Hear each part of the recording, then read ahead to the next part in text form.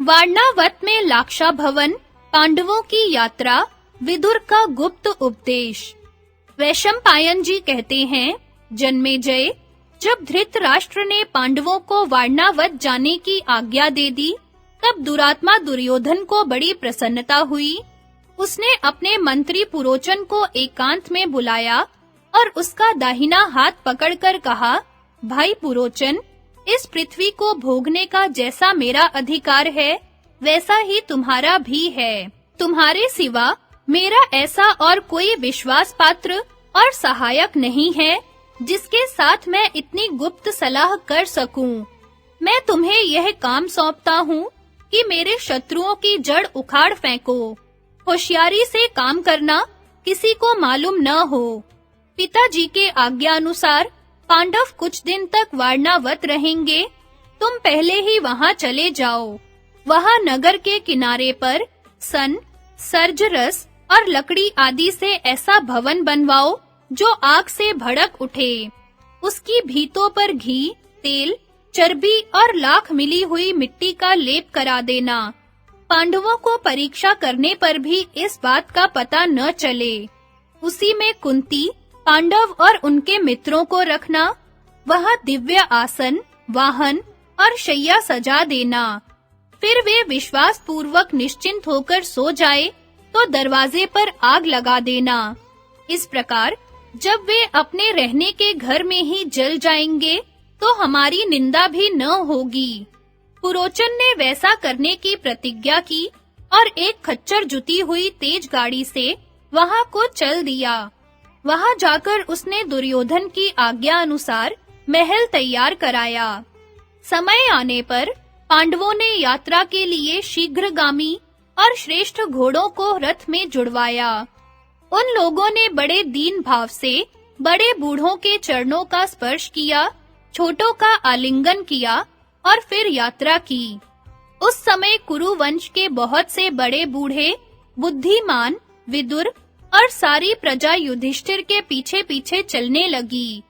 पांडवों को उदास देखकर निर्भय ब्राह्मणों ने आपस में कहा, राजा धृतराष्ट्र की बुद्धि मंद हो गई है, तभी तो वे अपने लड़कों का पक्षपात करते हैं। उनकी धर्म दृष्टि लुप्त हो रही है। पांडवों ने तो किसी का कुछ बिगाड़ा नहीं है। अपने पिता का ही राज्य उन्हें प्राप्त हो रहा है। फिर धृतराष्ट्र इसे भी क्यों नहीं सहते? पता नहीं धर्मात्मा भीष्म यह अन्याय कैसे सह रहे हैं। हम लोग यह सब नहीं चाहते, सह भी नहीं सकते। हम सब अब हस्तिनापुर को छोड़कर वहीं चलेंगे जहां राजा युधिष्ठिर रहेंगे। पुरवासियों की बात सुनकर तथा उनका दुख जानकर युधिष्ठिर ने कहा, पुरवासियों, राजा धृतराष्ट्र हमारे पिता परम मान्य और गुरु हैं। वे जो कुछ कहेंगे वह हम निशंक भाव से करेंगे। ये हमारी प्रतिज्ञा है।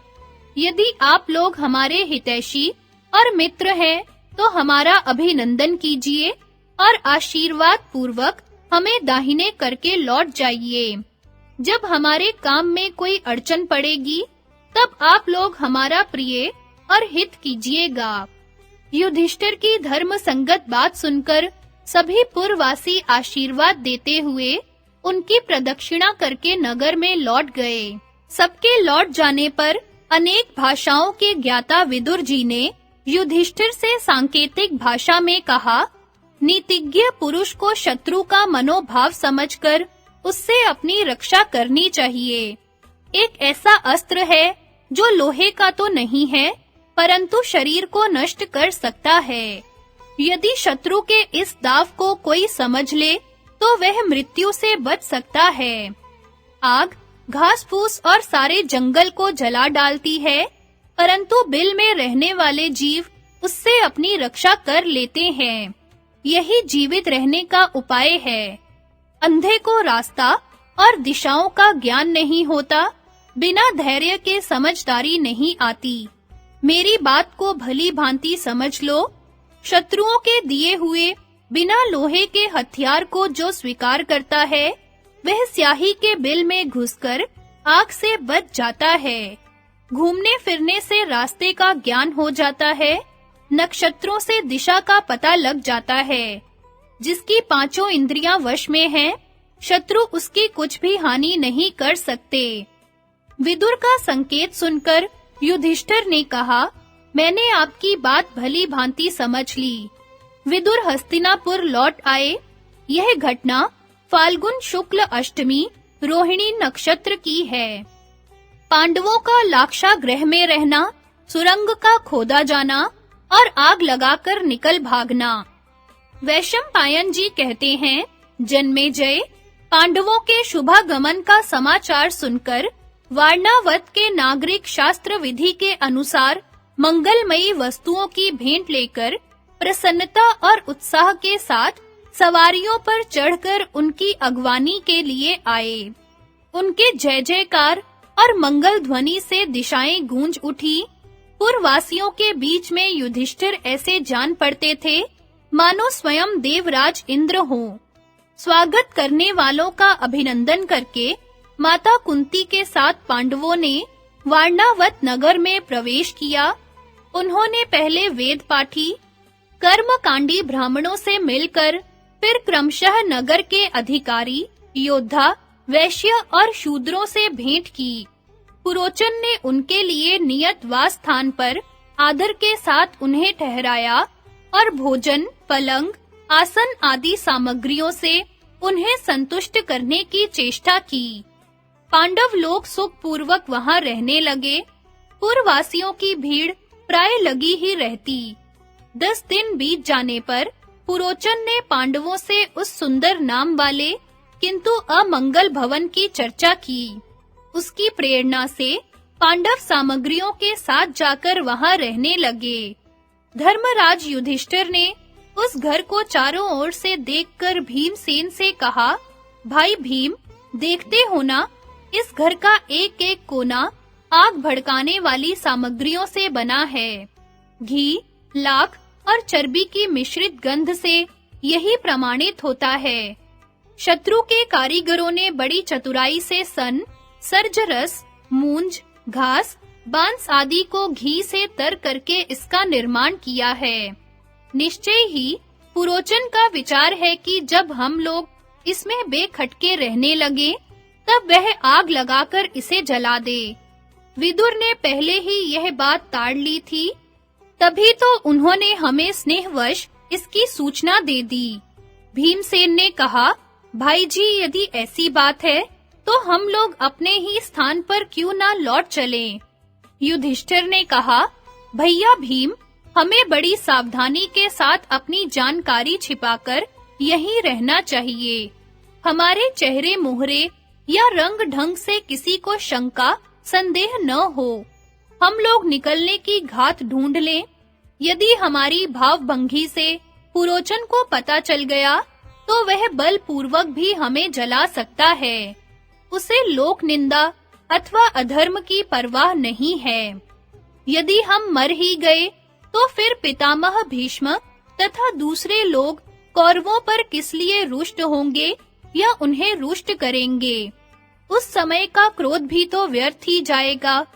यदि हम डरकर यहाँ से भागेंगे तो दुर्योधन अपने गुप्तचरों से पता लगाकर हमें मरवा डालेगा। इस समय वह अधिकारी है, उसके पास सहायक और खजाना है। हमारे पास तीनों ही बातें नहीं हैं। आओ हम लोग यहाँ रहकर वन में खूब घूमे फिरें, रास्तों का पता लगा रखें।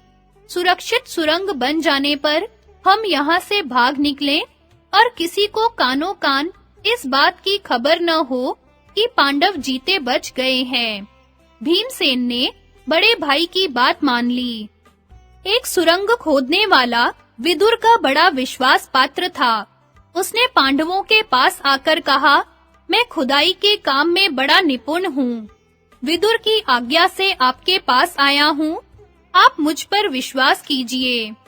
विदुर ने संकेत के तौर पर मुझे बतलाया है कि चलते समय मैंने युधिष्ठिर से मलेच्छ भाषा में कुछ कहा था और उन्होंने मैंने आपकी बात भली भांति समझ ली यह कहा था। पुरोचन जल्दी ही आग लगाने वाला है। मैं आपकी क्या सेवा करूं? युधिष्ठिर ने कहा, भैया, मैं तुम पर पूरा विश्वास करता हूँ। हमारे जैसे हित चिंतक विदुर हैं, वैसे ही तुम भी हो। हमें अपना ही समझो और जैसे वे हमारी रक्षा करते हैं, वैसे ही तुम भी करो। इस आग के भय से तुम हमें बचा लो। इस घर में चारों ओर ऊंची दीवारें हैं, एक ही दरवाजा है।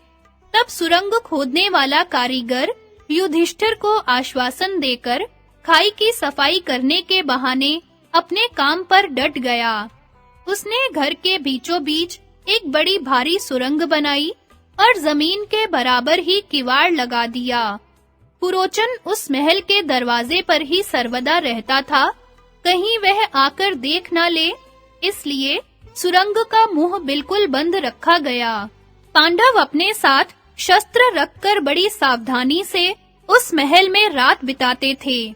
दिन भर शिकार खेलने के बहाने जंगलों में घूमा करते। विश्वास न होने पर भी वे ऐसी ही चेष्टा करते, मानो पूरे विश्वासी हैं। उस खोदने वाले कारीगर के अतिरिक्त पांडवों की इस स्थिति का पता किसी को नहीं था। पुरोचन ने देखा 1 वर्ष के लगभग हो गया, पांडव इसमें बड़े विश्वास से निशंक रह रहे हैं। उसे बड़ी प्रसन्नता हुई। उसकी प्रसन्नता देखकर युधिष्ठिर ने भाइयों से कहा, पापी पुरोचन समझ रहा है कि ये ठग लिए गए। यह भुलावे में आ गया है, अतः अब यहाँ से निकल चलना चाहिए। शास्त्रागार और पुरोचन को भी जलाकर अलक्षित रूप से भाग निकलना चाहिए।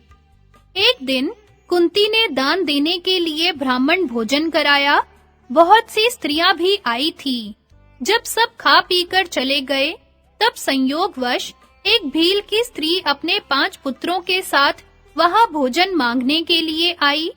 वे सब शराब पीकर मस्त थे, इसलिए बेहोश होकर लाक्षा भवन में ही सो रहे। जब सब लोग सो चुके थे, आंधी चल रही थी, भयंकर अंधकार था। भीमसेन उस स्थान पर पहुंचे जहां पुरोचन सो रहा था। भीमसेन ने पहले उस मकान के दरवाजे पर आग लगाई और फिर चारों तरफ आग भभका दी। बात की बात में विकराल लपटें उठने लगी। पांचों भाई अपनी माता के साथ सुरंग में घुस चले। जब आग की असह्य गर्मी और उत्कट उजेला चारों ओर फैल गया और इमारत के चटचटाने तथा गिरने से धाए-धाए ध्वनि होने लगी, तब पुरवासी जगकर वहां दौड़े आए। उस घर की भयानक दुर्दशा देखकर सब कहने लगे कि दुरात्मा दुर्योधन की प्रेरणा से पुरोचन ने यह जाल रचा होगा। हो ना हो, यह उसी की करतूत है। धृतराष्ट्र की इस स्वार्थपरता को धिक्कार है। हाय हाय, उन्होंने सीधे और सच्चे पांडवों को जलवा कर मार डाला। पुरोचन को भी अच्छा फल मिला, वह निर्दयी भी इसी में जलकर राख का ढेर हो गया। इस तरह वारणावत के नागरिक रोते कलपते रात भर उस महल को घेरे रहे। पांडव माता कुंती को साथ लिए सुरंग से बाहर एक वन में निकले। सब चाहते थे कि यहाँ से जल्दी भाग चले, परंतु नींद और डर के मारे सब लाचार थे। माता कुंती के कारण फुर्ती से चलना असंभव हो रहा था। तब भीमसेन माता को कंधे पर और अर्जुन को दोनों हाथों का सहारा देते जल्दी-जल्दी ले चले।